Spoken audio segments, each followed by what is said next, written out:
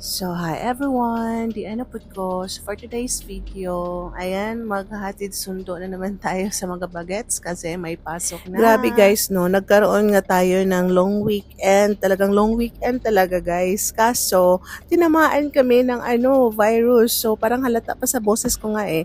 So, yun na nga, last Friday, nagpunta kami ng Robinsons Mall para mag-grocery. And of course, pag mga ganitong mga time like December, syempre maraming mga nagsha-shopping and napunta din kami kasi namili kami ng pang-gifts tapos mga pang-OOTD nila sa Christmas party. Grabe super ginaw sa loob guys. Grabe jud as in tugnaw kaayo. And plus, while nagpunta kami, maulan kasi that time. And may payong naman kami tig-isa. Pero nga, yung pagpasok namin doon sa mall, super, as in super ayun, ginaw. Napasubo kami doon sa mall na maginaw guys. Hindi kami nakapagsuot ng jacket or kahit naman lang na nakapagsuot ng mga long sleeve lang ba.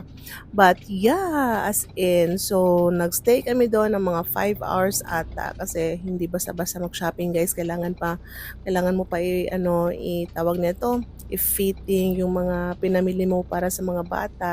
Hindi ako bumili ng para sa akin guys, sa kanilang dalawa lang kasi syempre ganyan tayo, 'di ba? Pag parents na talagang unahin natin yung ating mga junakis guys. So ayun na, pag-uwi namin, pinainom ko na agad yung mga bagets ng water, tapos binigyan ko sila ng medicine. And kinabukasan, talagang ayun na, tumama na talaga sa amin yung virus. Si Natalie, nilagnat siya as in the whole day until nighttime.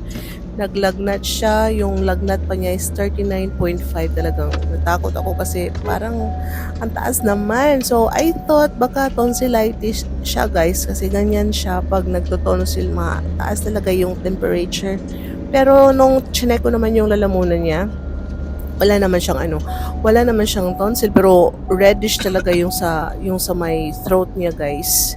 So today talagang pumasok talaga si Natalie. Sabi ko sa kanya, umabsent ka na lang muna ngayon kasi parang hindi mo pa masyadong mailalabas ngayong boses mo. Hindi pa siya masyadong nakakapagsalita guys dahil nga masakit daw yung talaga yung throat niya.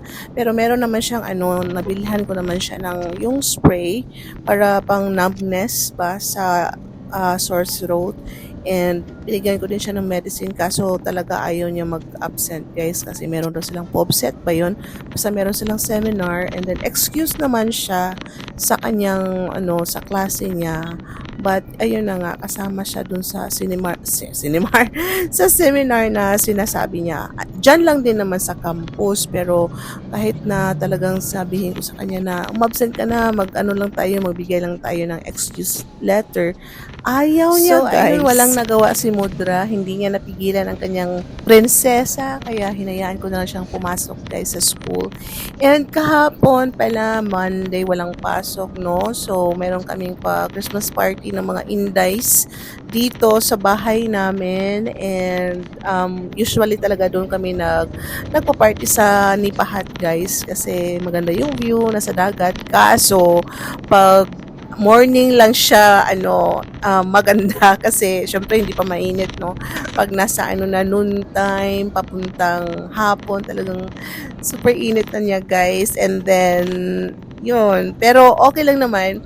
Pero after ng party, na-feel ko na talaga na, naku, pause na ako guys. Wala na akong boses. Parang may mga clips ako dito ng videos ng games namin. Teka, i-upload natin guys. Out na lusa. Pwede na, balik! Ayaw, out mo na, oy. Okay na kuya. Ha? Okay na kay man. Go,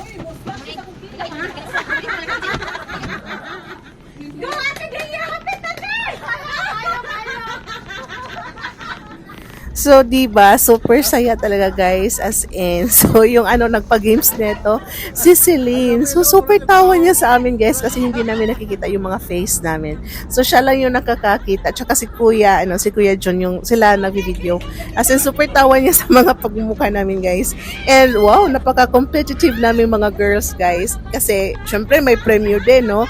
So, may pa-premyo si Celine. Then, kailangan, kung sino yung tatlong mauna na makakain ng cookies is siya yung panalo. So, I think I'm one of the winner, guys. Yeah, nakakuha ko ng sticky note. And I'm so happy. Yay!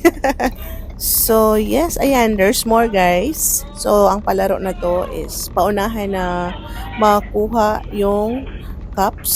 So, dalawang grupo kami dito. Kaninong palaro ba to? I think, kay Ate Delia to. Kay Ate Delia na pag-games. Kasi yung price namin dito kay Ate Delia is 100 talaga. Each, 100 each. Wow! So, ayan, dalawang grupo. And then, yes, panalo kami. So nakatag 100 kaming apat. So yeah.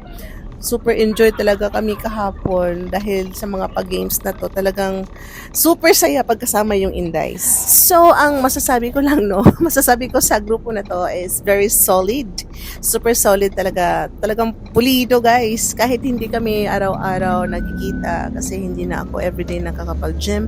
And not just me, may mga ibang Indies din na hindi na araw-araw nakapag-gym kasi sa mga obligations, di ba, as nanay. But yes, always kami aandyan to each other pag may mga nagbe-birthdays, pag may time na pwedeng i-get together kahit coffee date lang talagang andyan. And then, di ba, iba din talaga pag may circle of friends ka na ready na makinig sa mga mga drama sa life, 'di ba? So, yes, I am so lucky talaga to have them and they're very real, talagang totoo, walang fake and super, as in super solid. I hope guys na meron din kayong ganyang friendship. And yeah, thank you for watching.